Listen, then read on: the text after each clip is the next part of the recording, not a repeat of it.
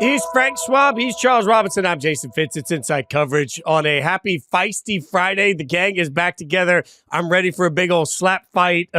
Charles, C-Rob, I presume last week you did not listen to the episode. I started by letting Frank know that he sucked just to see if we could get the juices flowing, and it didn't work. Like, it was still a little bit too campfire kumbaya, brother. So, like, we need you to just come in and tear Frank down so I could just step back and watch you two argue. I mean, we were already. What were we just arguing about in text? Where I said I was going to fight you if. What was that? I don't even remember what it was. Yeah, no, we're just talking about the Pro Bowl. Yeah. We're just going to spend the whole hour talking. Yeah. Oh my God.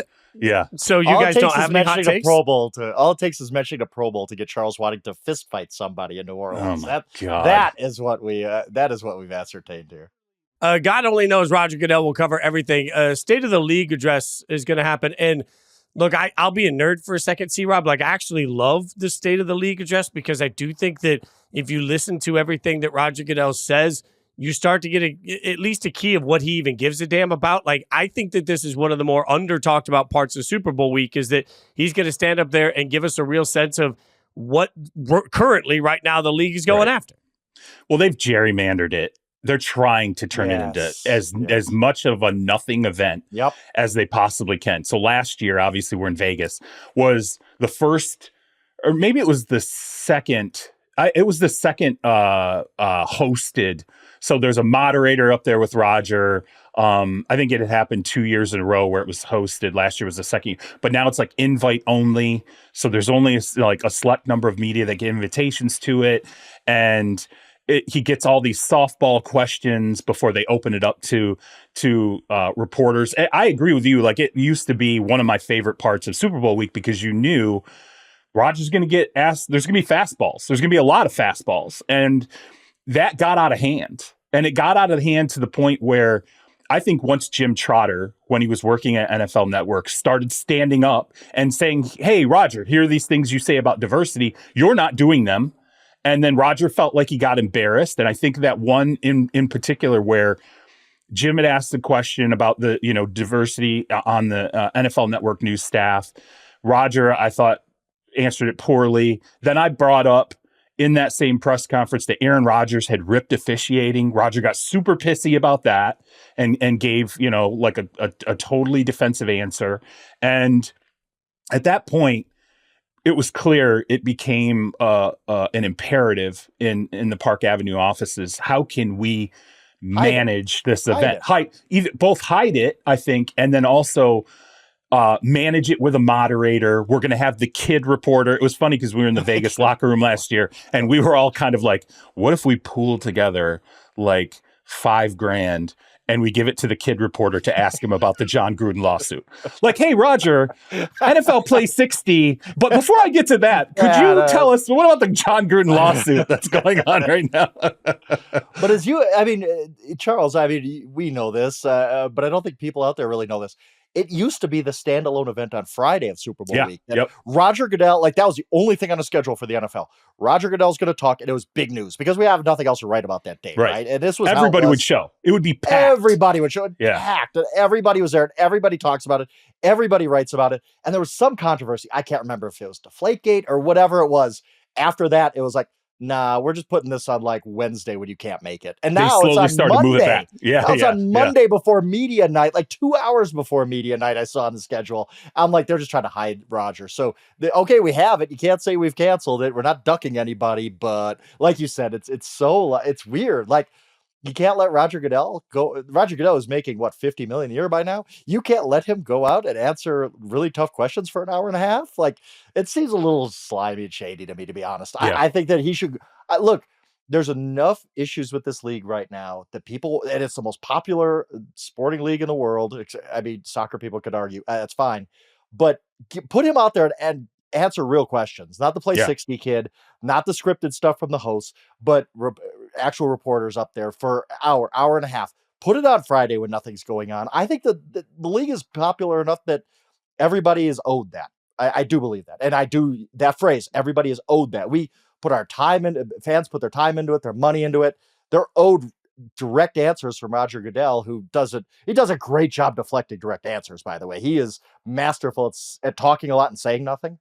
but it's still, he should be up there and taking these arrows, as people like to say, for the owners.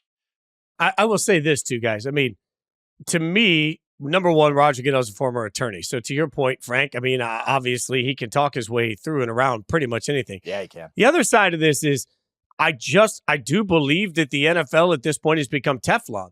I don't think there's anything he could say in any answer that would resonate with fans past the game itself. Like, if the Super Bowl is great, Roger Goodell could stand up on Monday and say, yeah, we've got problems with this, and this. Gambling's out of control. Like, he was asked some tough questions last year. I remember by Shereen Williams about the gambling issue. And, he could sit there and answer all of those the wrong way. And if the game itself is fine, nobody's going to care. Like, that's the other part of this. To me, I don't think that there's a real loss proposition from the NFL, no matter what he says.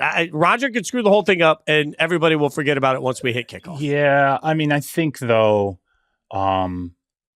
a couple of things. Number one, the pressure on the officiating issue is not going away. Like, it's now become just an annual thing. He knows he's going to be asked about it. So here, I'll give you a preview of what's going to happen on Monday. He's going to get asked about officiating. He's going to have all the data at his fingertips about here's all the right calls. And he'll trot out whatever percentage sounds absolutely immaculate from the league standpoint and say, this shows officiating's better than it has been ever, or blah. He knows his talking points when it comes to that. But what I think is really interesting about this, considering it's in New Orleans, the 2018 NFC Championship game, which obviously happened in January of 2019, was the Nickel Roby-Coleman pass interference. Yep. Absolutely. I think arguably the most. History. Yeah, I think it's worst call in NFL history. I absolutely think that that's fair to call it the worst call in NFL history. And it wasn't a play that directly changed. Like, it wasn't like, okay, that was the definitive moment and that's how the game was won or lost. There was still football that was played afterward, but it changed momentum to a point where, and I covered that game. You sat there and you watched it and you were like, nope, that was massively consequential. Sean Payton was furious afterward. I mean, he was hot pissed. And you have that happen in New Orleans, right? And this is 6 years later, and that was an NFC title game that was clearly dramatically impacted, and it clearly dramatically impacted who played in the Super Bowl. And now you have the Chiefs-Bills game where you have this whole argument about an inch. Did Josh Allen get the inch he needed for a first down? Did the Chiefs hold that inch? We'll never know, because the league has not yet embraced this idea of making spotting something that is technologically aided to the point where we can actually feel confident about it.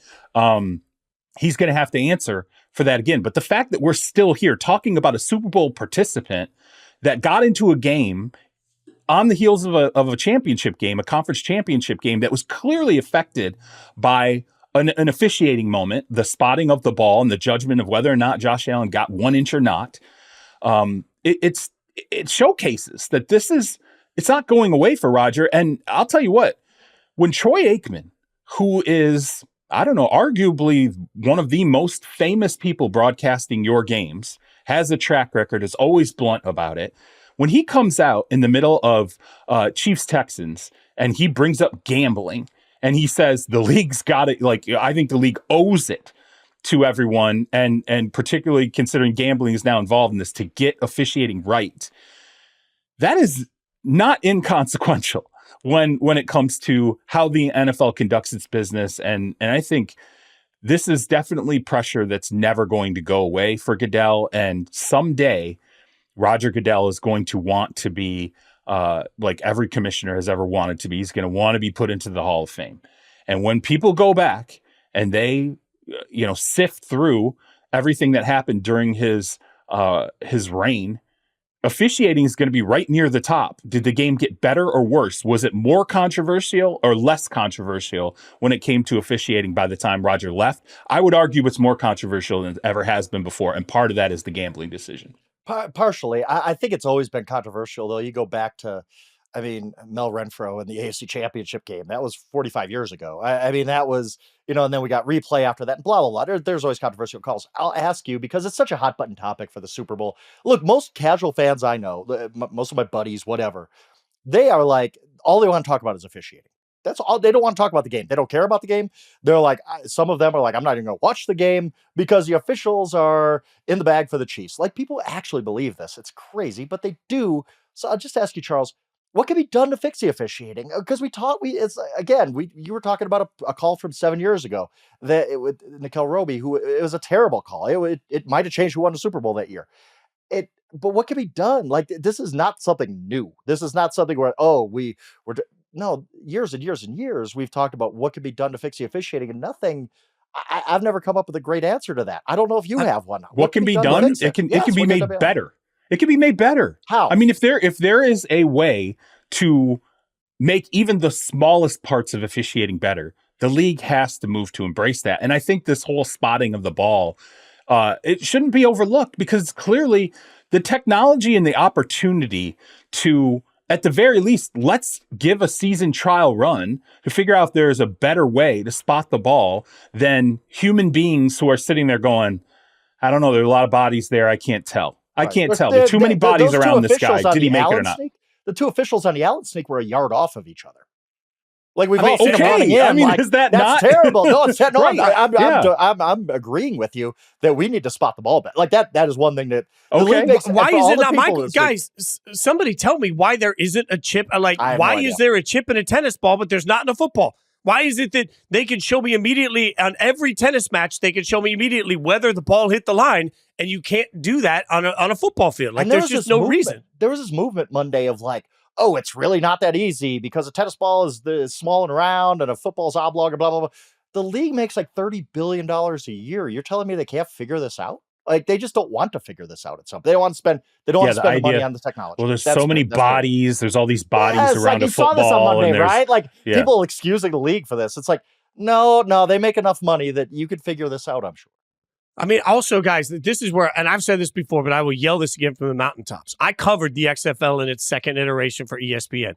And one of the things that they did was brilliant to me was Dean Blandino was the replay official for every game, but he was mic'd up and it was televised. So the minute it went to the replay booth, Dean sat there with all of the screens in front of him and said, hey, show me this angle again. I can't really see this. I'm not buying this. I don't understand this. This is why we're making the decision. I think we're at a spot now where the only way people are going to believe that officials are not in the bag for somebody is if we start miking up the process so that people know what they saw and why they saw it. And on top of that, making officials available, the entire crew immediately after a game to answer questions the same way the players have to answer questions. We've got to start hearing from the horse's mouth what they actually saw and why they called what they called. Well, pool reporters do have access to the head of an officiating crew after but that's after one. Game. So I know it's one reporter. One person. I know. Yeah, I know it's one person. It's not. It's not the same as. I mean, I remember covering the Olympics when, Michael Phelps had it was the infamous wall touching, and it was like one 1/100th of a second or whatever it was, and literally it was like they trotted out like the timekeeper. They brought in like a clock, a touchpad. They were like it was one of the craziest post like race things I think I've ever seen. And yet, the NFL, it's like you can talk to one official and it's one reporter, and then we'll just distribute the quotes afterward. Look, there's no way, as Frank said, if this is. It is the enterprise that it is in terms of being the multi-billion-dollar industry. It's focused on nothing but revenues. It's embraced gambling. You can't tell me that technologically more money cannot be poured into R&D and coming up with what are ways we can embrace technology to start to take away the human elements of these mistakes. And now what Roger Goodell will say, what the standard line is, there's going to be variance. There's going to be error no matter what. Are you getting it right the vast majority of the time? He'll say we are. We're getting it right the vast majority of the time. Actually, I agree with that. I agree with that, actually, Charles. I do. I think they are. Okay. That all sounds great until it's just 4 teams. Until it's just 2 teams and the Super Bowl is on the line. And in that moment, we're not talking about the rest of the games. We're not talking about week 14. We're talking about a conference title game where literally you really have to get every single call right because it's so consequential for each of these teams. Look at the Detroit Lions. Detroit Lions, Dan Campbell comes out after losing to the 49ers on the road last year in the NFC title game, and he says, I told the guys, you might never get here again. He's right. That's true. Imagine never getting there again and having an inch haunt you, thinking we got that inch. This is bull. We had the momentum that game gets changed, or hearing Nickel Roby-Coleman go, yeah, that was pass interference. I whacked his ass. Like, I did it. Like, he just straight up said it afterward. He was like, I did it. He like, I was like, how could this be made worse? And then the dudes in the locker room like, yeah, I totally, that's PI. Like, I hit him. I got there before the ball. Like, and imagine spending the rest of your career. What about the Saints players from that team that were either at the tail end or were only going to have a couple years in the league, and they're sitting there going, if that dude gets flagged for what is, as you said, Frank, arguably the worst call in NFL officiating history, non-call, right? What worst? I would say officiating blunder. Yes, in league history. Yes, well said. And you never got your shot at a Super Bowl. You never had, and you can go ahead and say, well, you could have done this. You didn't have to take the field goal. You could have gone for it. There was overtime. Your defense, this could have happened. That could have happened. You had all these other opportunities, but you're always going to think about that moment in time. I think once it gets to these conference championship games, we need to put away the statistics and go, just get all the calls right. However you do it, I don't care. Just get them right. I think, though, guys, transparency, because you mentioned Goodell's going to have all the information in front of him. I know the league will never do this, but I still believe that the NFL, number one, dossiers are given to teams in advance that tell them, hey, you've got this is the crew we've got this week. They call more holding. They call more pass interference. Start publicizing that information when the broadcast is on so that we all know going in, this is the context of these officials. Right? Clete Blakeman was the big addition. Like this is a Clete Blakeman crew going into the Bills Chiefs. And there was the whole breakdown of like, if you look at it, Clete has the penalties definitely are against the Chiefs in Clete Blakeman, called games. So that was this huge thing going in. Well, oh man, they assigned Clete Blakeman because they don't want any of this idea like, oh, there's bias toward the Chiefs or they catch breaks, because Clete Blakeman, when you look at the data, it's clear he has not given the Chiefs breaks. And in fact, it almost looked like it was the opposite. He was harder on the Chiefs than anyone else historically when it came to crews, which is all well and good. But then you get to this point in the game where something has to happen. You have to get the ball spotted right. And as Frank said, it's monumentally embarrassing when you get two officials that come running in and you're like, oh my God, they're off. Like it's impossible to do. There's a total disagreement. That job is impossible. Like, you can't spot a ball. Like, you can't tell me that they could spot a ball accurately. Take it out of your hands then, Frank. Yes, 100%. I agree with you. Why are you trying to argue with me? I agree with you for once, Charles. Because I agree with you once. Stop sticking up for the mistake. It's impossible. It's not impossible. Elon Musk shot one of his cars into space. Okay, there is literally a Tesla rocketing through the stars right now with a freaking mannequin sitting in it. Yeah. You can't tell me that we can't figure out a way to work out where an inch, whether it was gotten or not. That's now I'm only imagining that Roger's going to tell us Elon's in charge of fixing officiating in the NFL. Okay, we're going to take a break. On that note, now that I've made everybody just sort of roll their eyes, quarterback room is back. Look, we got some big quarterback news, and so we're going to do some quarterback room, even if C-Rob doesn't want to, but first we'll take a quick break. Ladies and gentlemen, boys and girls, Matthew Stafford is going to return in 2025. I guess... start here, C-Rob. I didn't think this was some great, I kind of figured he would be back, right? Like, I don't know. Maybe, did I miss something? You thought maybe he was stepping away? So, okay. In the preseason, remember, there was that whole issue with like Matt Stafford's contract. It was weird. It was like, what's going on? He's not practicing. Like, is there some sort of issue with his contract right now? And the Rams were real coy about it. Even Stafford was kind of coy about it. And so the day I go in for training camp, they had flattened out this contract issue. Nobody knew the details yet, but Stafford was practicing. Things were back to normal, but it was clearly kind of a weird moment. Like what had happened here? Had Stafford said, look, I'm not going out there unless there's an adjustment on the contract. So when I talked to somebody at the Rams, and I won't say who it was, but now I can kind of reveal this conversation because at the time it was something that was held in confidence. When they went back to the table, basically the Rams said, look, we'll put more guaranteed money we're going to slide up some guaranteed money. We're going to pay you more in 2024. But ultimately what that's going to do, it's going to take guaranteed money off the table for 2025. So if we want to walk, we're going to walk. We don't have to keep you. So if you play poorly in 2024 and we're like, this is, he's gone off the ledge, it's done. It's time for us to move on from Matt Stafford. We're going to have that ability. But by the same token, Matt Stafford is also, he basically could sit there and say, nope, we have to have an adjustment. I'm coming back in 2025. And if not, you're going to have to release me. I think it's like a $4 million cap hit. You're going to have to release me, and I'll have my own little run of free agency to finish out my career. So that kind of hung over the whole season. Is Stafford going to be here or not? Both parties kind of have this chance to walk away. It gives some flexibility. Now Stafford has made it known he's coming back for 2025. That puts the Rams in a position where they got to make a decision, because contractually, the number's insane to keep him. I think it's like $50 million. I have to look at the number again to drill down on, but it's like $50 million, right? Ultimately, I think, to keep him for 2025. That's not going to happen. So they have to come to some kind of a number. And I think Sean McVay, this is one of the things that he said after the season. He wanted some kind of decision.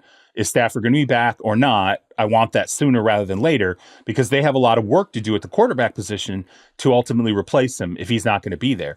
So Stafford this is the first chess move. Stafford saying, I'm coming back. Now we got to figure this out financially in a way that keeps me either with the Rams or I'm going to be jettisoned. I think, from speaking to people in that organization, I think there's every inclination to have Matt Stafford be their quarterback in 2025. I think they feel good about it. I think they feel good about where he is at physically. I think they feel like they can continue to improve the team around him. Plus, they have a lot of young guys that have, are still taking strides forward. There's going to be some changes. I don't think Cooper Kupp's going to be there.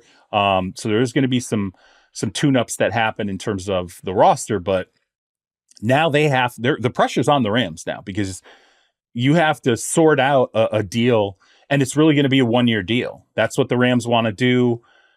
I think Matt Stafford can live with that, but they have to come up with a one-year deal that makes Matt Stafford feel like, okay, I'm good. It's not going to be the $50 million that ultimately it could have been, but I feel financially taken care of. And that's one domino that then falls in the offseason quarterback market. And it's pretty big. There's a number of veteran quarterback questions right now we have heading into the offseason. So this is the first one.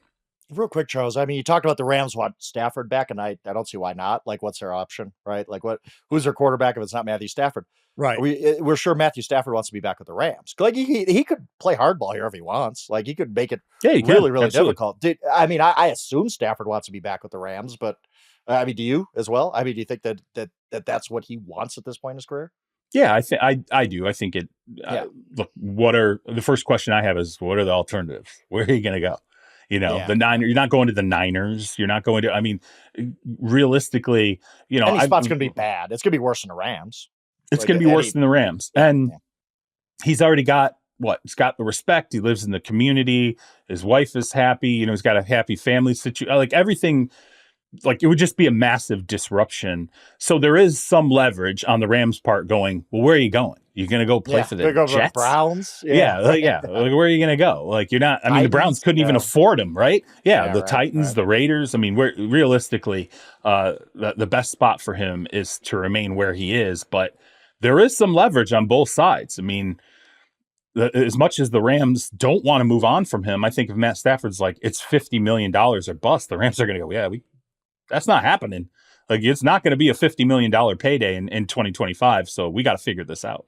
Don't the Rams have to, at some point, figure out what their future plan looks like? I mean, this isn't the draft to do it, but my God, like, if he decides not to play, then it feels like they take a huge step. It might be the draft to do it, though. I mean, here's the thing.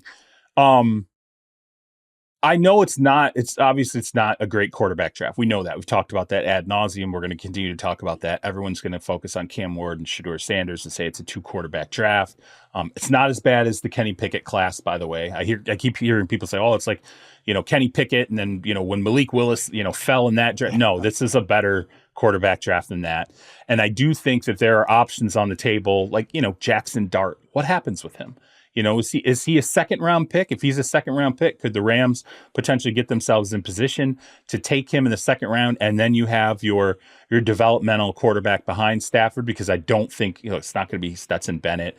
I don't think there's not an answer behind Stafford right now, but Stafford coming back in 2025.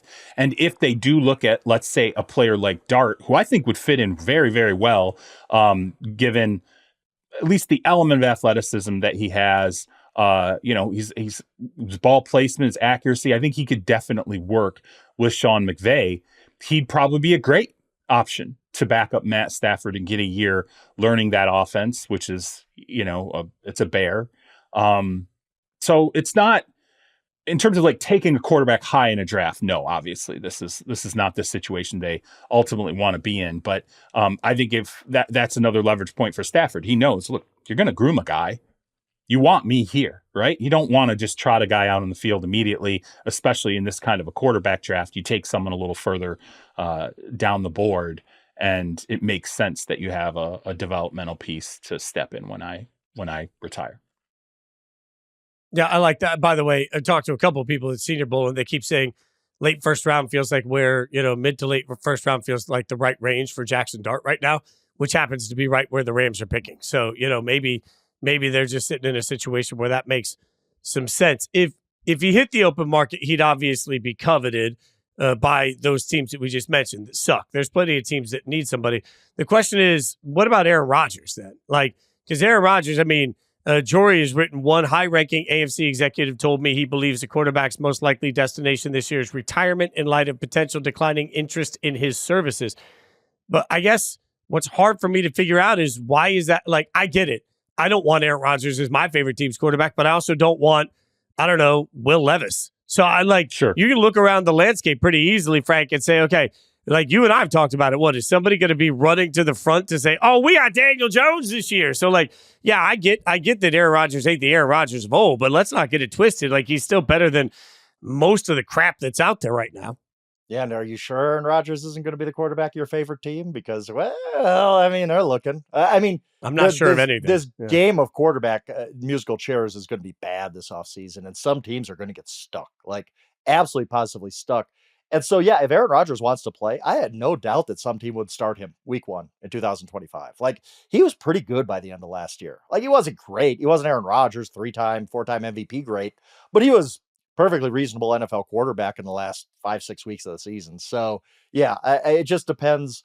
But then the Jets have to ask the question, okay, if Aaron Rodgers ain't our quarterback week 1, who's our quarterback? Because this game of musical chairs at quarterback is going to get ugly fast. Like, it's going to be, wow, okay, Daniel Jones, okay, come on board. Carson Wentz, I guess, let's try. Like, it's just not going to be pretty for some of these teams at the bottom. Let's see if we can do this in like 60 seconds. We'll do this. We do nothing in 60 seconds. We get nothing accomplished in 1 minute. Like, 60-second tasks for us turn into 15-minute yelling fest. All right, I'm going to run through it real quick. Kansas City, nothing's going to happen with their quarterback situation. Nobody's going anywhere of consequence. Buffalo, nothing's going to happen. Nobody's going anywhere of consequence. Baltimore, nothing.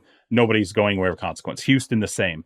LA Chargers, the same. Pittsburgh, very interesting. Where is Russell Wilson going? Where's Justin Fields going, by the way? You could talk me into a team that's running out of options going, why can't we do the Sam Darnold thing and see if Justin Fields could potentially come in and turn a corner in our organization all of a sudden? So Pittsburgh, there's 2 guys that potentially can factor into starting situations elsewhere. Denver, nothing changing. Nobody's going anywhere. Cincinnati, the same. Indianapolis, severe need to add a quarterback to that room because, look, if Anthony Richardson doesn't work out this time, they have to have a fallback. We're talking about, like, everybody's going to get fired at this point. And if this goes wrong, and he gets injured a lot. You need a number 2. Yep. So there's a need. There's absolutely a need there. Miami, I would argue you got to go out and find something else to put into that quarterback room again, because you just do not know with the concussion situation. So there's a need there. The Jets, Rodgers goes elsewhere if he's wanted, if there's any, need for his services. Obviously, they have a need there, but they also have a guy who could leave and go elsewhere. Jacksonville, nothing changes. New England, nothing changes. Although Joe Milton, keep an eye on Joe Milton, because I'm telling you, there's people I respect that are beat writers covering that team seem to believe that the Patriots, if someone pulls to the table and says, we'll give you a third for Joe Milton. Suddenly Joe Milton could get offloaded on this. Cashing your chips right away. On the strength of a couple of, the preseason, and then obviously he played in the finale, but on the strength of he looked more like Anthony Richardson than Anthony Richardson. I want this I want this Heath Schuler, Gus Frerotte moment where suddenly they're like, Joe Milton's it's never gonna happen. Drake May's gonna be great. I want chaos. Go ahead. Yeah, but anyway, so Milton, low key dark horse potential trade chip. I still question it, but hey, if somebody's got a third round pick to burn, New England potentially listens. Las Vegas, obviously option, draft, adding to the quarterback room one way or another. Cleveland, Deshaun Watson's likely not paying in 2025. Andrew Berry, the GM's already said the quarterback room is going to change. It's going to look different. So there's definitely a need there, whether it's a draft pick or a veteran. Tennessee is suddenly getting interesting because it is. Well, they seem what they're saying anyway, in smoke screens and we're early in the process. It seems like they're saying we're just going to take the best player. We're not going to take a quarterback. Right. That's it. That's how it's coming across. They're not necessarily taking a quarterback at 1. Okay, let's be real clear about that. You could come back and take a quarterback. You're going to take a quarterback at 33. Who's going to be your answer? I don't know. Okay, but if the alternative is Will Levis, at the very least, they've made it clear they're adding to the room there, right? So there's a need in Tennessee, one way or another, whether it's a veteran, whether it's a draft pick, there's a quarterback need there in Tennessee. Detroit, nothing. Philly, nothing. Tampa Bay, nothing. Rams, obviously, it looks like that's in motion right now. Minnesota, I don't think they're going to be inclined to franchise Sam Darnold. I don't think they're going to be inclined to do a long-term deal with him. I think J.J. McCarthy is what they're going to move forward with, unless there's some kind of severe discount to bringing Sam Darnold back, or there's some issue developmentally with J.J. McCarthy's recovery from the meniscus operation, which that happens sometimes in the offseason. There's complications and it changes things. But Minnesota, it seems like Darnold is the one. He's going to be the quote unquote belle of the ball who moves around the league, and we find out where he goes. Washington, nothing changes. Green Bay, nothing changes. Seattle, who the hell knows with Seattle right now? Right. Maybe Geno's there. Maybe he's not. Maybe there's other teams that have interest in Geno Smith. I mean, is it completely out of the question that the Raiders and Pete Carroll can't say, hey, you know what? John Schneider, general manager of the Seattle Seahawks, we still have a relationship. If you feel like you want to move on, we could use Geno for a 1-year bridge. So Seattle, I think there's then who the hell is going to be the Seahawks quarterback? Well, that's the question. Yeah, exactly. Right. Okay, Atlanta, Kirk Cousins is going to be a guy who's going to be out there. He's going to play somewhere in 2025. He's going to do it on the veteran minimum because the Atlanta Falcons are already paying him. Picking up the tab, yeah. Arizona, nothing's going to change other than I think there's going to be a lot of pressure on Kyler this year. Dallas, nothing going to change. Obviously, Dak Prescott. Brock Purdy, San Francisco. I think we're back to the point where one way or another, either they get something done or they just go, look, we'll ride through 2025 with Brock and then we'll franchise him if we have to. I don't think anything changes there. Chicago, Caleb Williams, that's not changing. Bryce Young had the comeback down the stretch. Looked like he got to that form we expected. Nothing changes in Carolina. New Orleans, I have no idea. They don't even have an idea who their damn They head don't even have a coach coach. Right. Right. Yeah. So at this point, so who knows with New Orleans and then the New York Giants. So that's a lot of, and we assume the Giants clearly adding, right? Going to draft one of these quarterbacks. That's a ton of stuff going on right now from a need standpoint and then potential availability from a veteran standpoint. It's going to be a big migration this offseason one way or another, particularly. And all it would take, Charles, to make this even more chaotic is Aaron Rodgers retires. And I'm not totally convinced that Kirk Cousins why would Kirk? I think it might be a Matt Ryan type of thing where he had the one washed up year somewhere else. And he's just like, I've made enough money. What am I doing? I'm going to uproot my family to Las Vegas. Really? I just think it's maybe a 10% chance, but I think it's a non-zero chance. And Kirk Cousins is just like, I don't want to do this anymore. He's obviously a family guy. Why would he not? So the money is why he's not retiring, Frank. He's not going to retire. Okay. He's getting the money. Do you think Kirk Cousins needs the money anymore? I think he wants the money. He probably wants the money. Need and want, two different things. I don't think, but what if that happens? All of a sudden we're taking quarterbacks off the market who would be on the market. And there's going to be some ugly answers at quarterback this offseason where we're just like, oh, that's what they're doing? Okay. All right. The Tennessee Titans are starting Carson Wentz week 1. Okay. Whew. All right. Let's get through that. Like there's going to be some teams that are just drawing dead at quarterback from week 1 on. That's part of why we have to have some context to some of these conversations, right? Like, because patience doesn't exist anywhere and everybody just wants to go out and find their guy. And I get that. But like, I genuinely believe that this game of musical chairs is going to leave a franchise stuck with Daniel Jones as their starter next year. Yep. And I mean stuck with. And so all of a sudden you're turning around. And the crazy part about this is then there's no context to that in 3 years when it's like, well, this team sucked that year. It's like, okay, well, what were you supposed to do? It's just the last 2 years have had really good quarterback classes. And that was largely expected. And C-Rob, all of us, when we were together in the room talking about the draft last year, one thing we talked about with the quarterback class last year was that everybody knew this year was going to be a bit of a step back. Yeah, this is your year. Right. Yeah. So, like, we knew that. And so you can't, at this point, you can't turn around as a franchise and ask for my sympathy, if you're stuck in this situation because you knew it was coming the last 2 years. Like, you're stuck. There's just nothing you can do. Like, I am a Raiders fan. I genuinely believe that my team is absolutely screwed at the quarterback position. And I don't think that there's going to be a viable answer. Everybody sits here. I get asked every week when I do interviews all over the country on radio stations. They're like, what are the Raiders going to do at quarterback? My answer to that is get screwed and wait to try and do something with it next year. All right, wait. But I will say this, okay? There was a very, very long part of the draft run-up where all I heard people say was, Bo Nix, are you kidding me? Like, come on. Like, we don't want to get stuck with Bo Nix. Bo Nix isn't special. Bo Nix doesn't have this. Bo Nix doesn't have that. Oh, God, he's okay. And then he's the last quarterback off the board, and everyone's like, he should have been a second-round pick. He should have been this. He should have been that. And everybody was wrong. Michael Penix is going to have to sit forever, and he's never going to get... Now, again, we all agreed then last year, we're like, this is the year to get your quarterback. So if you're going to do it, get him now. But I will point to Bo Nix and say not a lot of people, there were some, but not a lot of people were out there with great confidence that what they saw at Oregon with Bo Nix was something that was going to translate really well to the NFL level. Sean Payton believed it, and I remember sitting down at one point with someone in the organization pre-draft. It's probably, we're talking like a month out from the draft. And I was like, do you think you guys are going to move? Like, you're sitting there at this pick and it doesn't feel like you're not going to get your pick of the litter with the quarterback. And he was like, nope, we're not moving.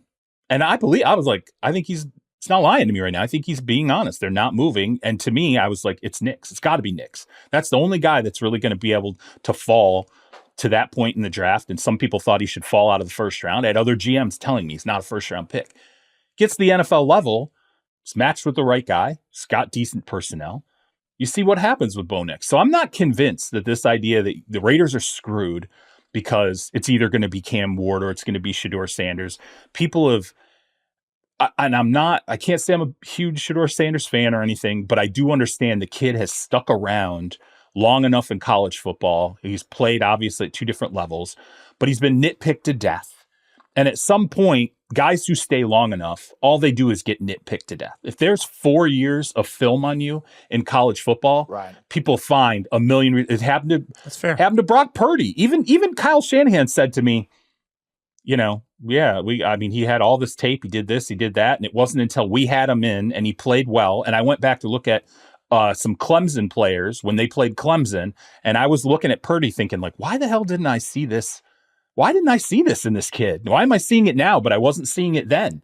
You get blind spots, so you never know. I mean, maybe if it's Shedeur and with the Raiders, maybe he's a much better answer than a lot of us really fully realize, because I can't get over how well Nix played this year and how many people banged on him so hard going into the draft. That has to do with the tag team combo, though, right? Like, I think we can all acknowledge. Absolutely. Maybe you don't agree. Like, I think Bo Nix anywhere else, I'm not sure I would believe in as much. Bo Nix with Sean Payton turned out to be great. That's fair. So to that point, I will say that given my fandom, given the fact that Pete Carroll found Russell Wilson in the draft and realized that Geno Smith wasn't washed, like, I think that's sign for me where, like, hey, if they take a quarterback, then I'm going to throw my hands up and say, wow, proof of concept. I trust him. I don't know that we necessarily can feel the same for every coach in every situation. Like, what proof of concept does Aaron Glenn, for example, in his regime have for being able to find that guy? So I do think that the tag team portion of this matters greatly when we start talking about who ends up where. Yeah, I think that's fair. I wouldn't argue with that. I'm just trying to point out whatever X team you're cheering for, sitting there saying, well, we're completely screwed at quarterback. I didn't believe. I remember when the Vikings signed Sam Darnold and they gave him $10 million. I was like, holy $10 million. I'm like, really? Like, are you? I was nuts. And they're like, no, we absolutely. And they swore up and down. No, we believe he can start. We believe he's got quality starts in him. I went in through their camp and they were saying this to me. And I was like, I don't. He even had a better day when I was there. He had a better day in camp than McCarthy. And I was like, but no. Like, even watching it and listening and being there and seeing it with my own eyes, I was like, no. And ultimately see what happens. But look, Fitz, you're right. There is the tandem matters. Kevin O'Connell, I think, factors heavily into that situation, if not Justin Jefferson and a million other things on that roster. But I would just say the idea that everybody's used up and nobody can ever make it at a certain point is we've been wrong enough at this point. Geno Smith, I was wrong on Geno Smith. I remember when they picked him and I had somebody in the Seahawks organization go, no, actually the locker room loves Geno. They believe in Geno. And I was like, get out of here. And then Geno came out as a starter. Russ was gone. And I was like, oh my God, like, who is this guy? I've watched this guy for years as backup. I remember when he was a starter with the Jets and, got his jaw broke by his teammate. Like, where did this guy come from? I think we're in a different era now in football where there are more creative minds. I think offenses lean more into quarterbacks now. And if you can scheme it up and a guy has a certain level of talent and you can give him some confidence, things can change. And I look at the Raiders and I'll say this about Pete Carroll. He can instill confidence. Like, he is definitely one of those guys that he brings energy and he infuses it into people. There's no doubt about that. So I wouldn't say they're completely screwed right now. Two things. We took much longer than 60 seconds. And also, I think Charles is saying Daniel Jones comeback player of the year 2025. Who's with me? Who's with me? Yeah, I'm feeling it. Okay, we got to move on, but I'll ask both of you this question before we do, since we're on this quarterback conversation and all this Sam Darnold talk. All right, C-Rob and Frank, each of you can answer this. Where do you think right now, if you just had to make a guess, where does Darnold end up next year, and is he as successful?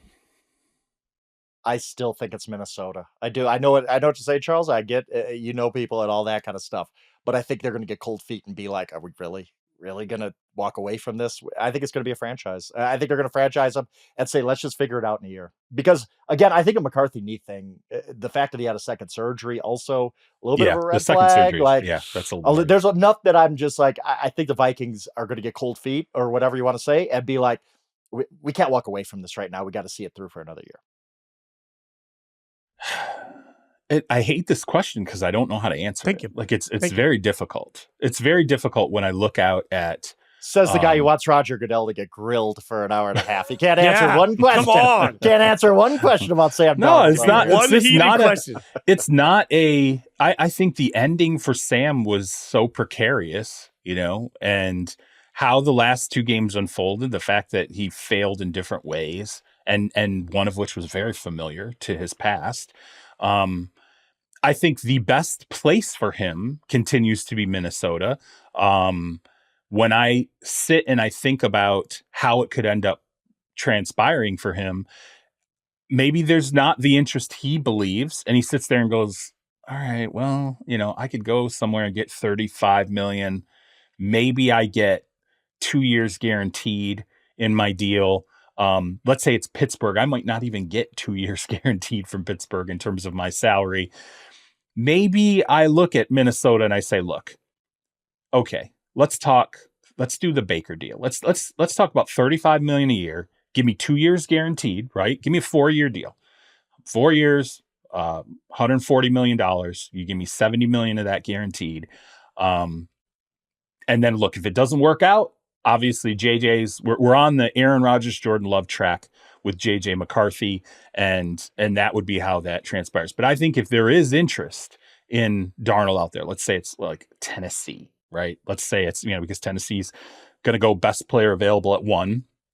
Say they take not a quarterback at the first pick in the draft, and Tennessee does have money cap wise. I think that's something ultimately that if that interest is there, that affects whether or not Minnesota can get it back. But I don't think it's just about money for Minnesota now. I do think it's okay. Like, is there limitation now with Sam that we see, and how can we negate that limitation by you're going to have to invest in the offensive line. Offensive line simply just got to be better. Maybe we need another player added to the running back mix, a high impact player in the running back mix to help, soothe some of these problems that we can find ourselves with Sam Darnold ultimately. But I'm sorry I can't answer it because I've sat there and looked at the suitors. I probably would have answered it far more authoritatively in week 17 of the regular season. Right. Yeah. But oh yeah. Week 18 in that first playoff game, it shakes it. It's bad. It cost. We always say that like flippantly, like, oh, he cost himself a lot of money with this, whatever. No, he really did cost himself a lot of money. I think. Like, if the season ended in week 17 for Sam Darnold, like, he was like in the MVP conversation. Not that he was ever going to win it or get first place votes, but he might have got some like fourth, fifth place votes, right? Yeah. Like, and then it just unraveled on him, and that has to stick with people. Of is this the real Sam Darnold? Because the last 2 weeks were terrible for him, no doubt. C-Rob's in nuanced debate form, which is important because we need a little nuance for the Hall of Fame. Hear me out. We're going to have a Hall of Fame debate. The vote's almost here. We'll do it after a quick break. The Hall of Fame is going to make its announcement this week with the Super Bowl. We all know that. So I'll just say, is he a Hall of Famer? 2 words. Frank, tell me what you think. Eli Manning. Yeah, I don't think he is a Hall of Famer, and I think he's going to be a first ballot Hall of Famer almost unanimously. Like, that's just, I will believe it when I see it. I will believe it when I see it. When the Hall of Fame does not put in a 2-time Super Bowl champion from New York at quarterback. Like, I doubt. You don't think there's like a Ken Stabler, like you kind of go into the, I don't think so. I personally don't think so. I just think in this era where we overrate Super Bowls for quarterbacks, where that's all that matters is how many rings does he have? How many rings does he have? Well, I think Eli, again, and the New York bias is real. Like, being from Colorado, I believe that, like, East Coast, like, if Eli Manning were to have won 2 Super Bowls with the Seahawks, like, I don't think he's just walking into the Hall of Fame, but the fact that he did it with the Giants, I think he walks into the Hall of Fame. I will believe it when I see it when Eli Manning does not make the Hall of Fame next Thursday. I will say this for Manning. When you look at those 2 Super Bowls, he was absolutely, I mean, he gets out of the grasp of Richard Seymour. I watched that with my own eyes. Like, now granted, David Tyrese, pins that ball to his helmet, but he did throw a touchdown pass to Plaxico Burress. He wins that game against arguably the best NFL team in the history of the game, the Patriots team that goes perfect until they weren't. And the Mario Manningham pass, obviously in the second title run is so massive for Eli Manning. He played pivotal roles in those Super Bowls. I don't have a vote, and this might be the one year where I'm fine. Like, I wish I was in that room. I wish I could have those debates. They only have, so many national at-large votes for Hall of Fame. I would love to be, included in that process and get, dig into these debates. But I will say this one in particular, I don't know that I would want to be in that room, because I think it is going to be a little bit of a dicey conversation when it comes to Manning. And he'll get in. He's going to get in. Like, okay, let me ask you this, Frank. Let me ask you this. Do you think it's because he's a Manning?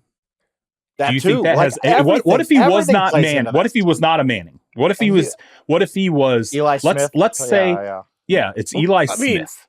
Let me be a jerk. What if his name was Jim Plunkett? I mean, my God, 2 Super Bowls, 1 Super Bowl MVP, the first minority to ever win a Super Bowl at the quarterback position, is not in the Hall of Fame. So every time somebody says, well, he has 2 Super Bowl wins, so does Jim Plunkett. Like, Jim Plunkett's not in the Super Bowl. He didn't do it in New York. He didn't do it in New York. That's the thing. Cares? That is a huge, I don't give deal. I don't care, but it matters. It does. If you guys say that doesn't matter, I'd be shocked. Like, it matters that he did it in that market. And I don't think it should matter, but it does. It just does. And you know who by the way, 2007 Giants winning that Super Bowl, we say, and even you said, Eli won that Super Bowl at the past Plaxico and all that. You know who won that Super Bowl for the Giants, who's going to be in the Hall of Fame someday? Steve Spagnuolo. That's who won that Super Bowl. That defense won that Super Bowl. Eli was great. He's fine. He was along for the ride, but it wasn't like some transcendent. I don't think Eli Manning's a Hall of Famer. I really don't. I still think football's a team game. And just because he was a quarterback of those teams doesn't mean he became the greatest quarterback in the world for 3 hours. I think he was very fortunate. He played well, but I don't think that makes him a Hall of Famer. But also, I just think it's inevitable. I think it is inevitable that Eli Manning's going to be in the Hall of Fame. Isn't there some level, let me oversimplify, but when I think of Hall of Famer, I think of the person that when we play the schedule game at the beginning of the year, as dreadful as that is, when we play the schedule game, you look at it and you say, oh my God, I can't believe, got to take on Mahomes. Man, I'm scared to death of that Mahomes team. Yeah. Oh my God, got to take on Josh Allen. Things that we say right now. Oh my God, got to take on Lamar, man. That's always going to be tough. Y'all tell me, were we sitting here during the peak of Eli Manning's career even and say, oh my God, when the schedule came out, were you looking at it saying, got to take on Eli and the Giants? Man, never. I don't know how we beat Eli. Eli's not Peyton. Just because they got the same name, they're not the same dude. I think there are people, if you ask them, who's a greater quarterback in NFL history, Eli Manning or Lamar Jackson? I'm sure you would hear a lot of people say, Lamar's never won a Super Bowl. He's not a winner. I'm sure you'd hear that. Stop it. I'm serious. Listen, Frank, stop talking to people at the bus terminal. What are you come on, man. That is not a good test audience to have an argument built on. That's overrate. Just my point is, we overrate Super Bowls. We totally overrate Super Bowls for quarterbacks. Well, look, I'll give you this. Probably the best thing on his resume is Tom Brady. He stopped Tom Brady. That's how it is. That's how it's looked at. This is the guy who stopped Tom Brady twice. He didn't. What was he playing defensive end? I get it. Come on. I understand that, but we do look at the Super Bowl as quarterback matchups. You tell me we're not sitting there and staring at Pat. We're going to spend the entire week talking about Patrick Mahomes, and we're going to talk about Jalen Hurts, and we're going to focus so much of this through the quarterbacks and what went into the trials and tribulations of each of these quarterbacks. We're going to talk about Mahomes not having the greatest personnel around him. He continues this dominance, and maybe Tyreek Hill should have stuck around. We're going to talk about Jalen Hurts. Does he hate Nick Sirianni? Is Nick Sirianni, always on the hot seat because of Jalen Hurts? What's their relationship? How come Jalen Hurts went through this gully in his performance? Is he back? That's what the league is. We focus everything through the quarterbacks. And when I think of Eli Manning, I do think of whenever I see he and Peyton together, I can't help but think of how he always has the one up on his brother, where he can be like, I'm the one who stopped Tom twice in our family in Super Bowls. You had a 3-2 playoff record against him. Technically, you have that edge, but on the biggest stage, you beat him in the AFC Championship on the biggest stage, and still to me the most shocking outcome I've ever seen. And I was at the 28-3 comeback against the Falcons. That was one of the craziest things I've ever seen unfold in the Super Bowl. But there was no way in my mind ever that undefeated Patriots team wasn't going to go, 19-0, wasn't going to beat that Giants team because it was too perfect. Everything was as lined up as it's ever been in history for a team, both on the field from a motivational standpoint. I still can't believe that Giants team, and I still remember sitting there and thinking Richard Seymour had him. He's sacked. It's done. That's game. And watching Eli Manning get out of the grasp and throw the pass to Tyree and then eventually the touchdown to Plaxico. I don't think that gets, if I had a Hall of Fame vote, I don't think that would get him in the Hall of Fame for me personally. But even though I don't want to be in the room making the decision, I am curious to know how that conversation really breaks down. If he goes in near unanimous as you think, I will be shocked. Just telling you, this is inevitable, man. This is inevitable. He's going in because his name is Manning and because he played in New York and he won 2 Super Bowls. I will believe it when I see it. Frank, if you had a vote, you would not. Absolutely not. He wouldn't even be a finalist. He wouldn't even be a finalist. Would he ever, in your mind, be a Hall of Famer? Okay. C-Rob, is he a first ballot Hall of Famer if you had a vote? I'm inclined for first ballot. I'm inclined to say no, but I also am one of these guys who believes either you're a Hall of Famer or you're not. Like, you can't convince me 5 years later that he's a Hall of Famer if he's not. Now you can listen. You can convince me other people. It's like, hey, this is what the class is. We can only get so many guys in. Here are these other players. I could be convinced that yes, Eli's a Hall of Famer, but look, there are other priorities right now to get into the Hall of Fame. However, if you're asking me what my vote would be, I would think it would be no, but I want to hear the argument. I want to hear the compelling data. And I do think those rooms, I know there's a lot of criticism of sports writers being the ones that ultimately vote and get NFL players into the Hall of Fame. I will tell you, I have heard how some of those conversations have gone. I have heard like how the arguments and when they really start to dig into a lot of different aspects of a player. I do think that it's a really good process. They do a really good job. I think Terrell Owens was a misstep. That probably will haunt them. It'll haunt them for a while. But I do think there aren't a lot of glaring missteps like that one. And I think if he gets in, I'm curious to hear what ultimately was the argument that kind of pushed it forward for a number of people. Yeah, I say with respect, because I have a couple of friends that are voters, that I think just to echo your sentiments, like they take this very seriously and very passionate about it. And it is, sure. It's a pretty mind-blowing process. I know. That being said, he's not a Hall of Famer. Fitz, I know people who, like Tom Brady is going to be the 2-word presentation. Stand up, Tom Brady, sit down. That's it. There's not going to be a problem. And I know voters who I have spoken to who it infuriates them that there are 2-word presentations, that nobody should be allowed to stand up and go Joe Montana and sit down. Yeah, I know that there are voters that are like, you have this job. I don't care if it is Tom Brady. I don't like the whole presentation. They want to hear you make the argument that's not just he is who he is. Now, granted, me personally, if Tom Brady isn't unanimous, they can look. They can have the conversation. Watch presentation on Brady. If I'm in the room, that's what I'm like. Y'all, I'm going to go get some donuts for everybody. Right, I'll be back at the end of the Brady presentation. I think the presentation. I don't want to get down this rabbit hole too much, but the presentation part of the Hall of Fame, like, you guys should know. Like, it should be baseball. Like, here's your ballot. Fill it out. You watch baseball. That's why you're a voter. Like, do you really need a presentation on whether Jared Allen should be in the Hall of Fame? Like, you should know. Like, I don't know. I think the presentation part of it is overrated, but whatever. That's just me. I'm just here. Whatever. I will tell you something. I can't say who it is because I can't talk about my ballots, but there was a really obvious first place like person on a ballot for this year's voting for the AP process. And it was so obvious. I got so caught up in trying to rank everybody else, and I forgot to put that person in first place. And I put my ballot in, and immediately, and so I get a response immediately like, "Hey, just want to double check here because sometimes, something happens and falls through the crack." And they're like, "Did you mean to not put this person on your ballot at all?" And I was like, "Oh my God, no!" I'm like, "No, I literally spent all this time hand wringing to figure out everybody else behind them, and I just forgot to put them at the top." So they're like, "Okay, well, thankfully, I got it in early enough that that it wasn't."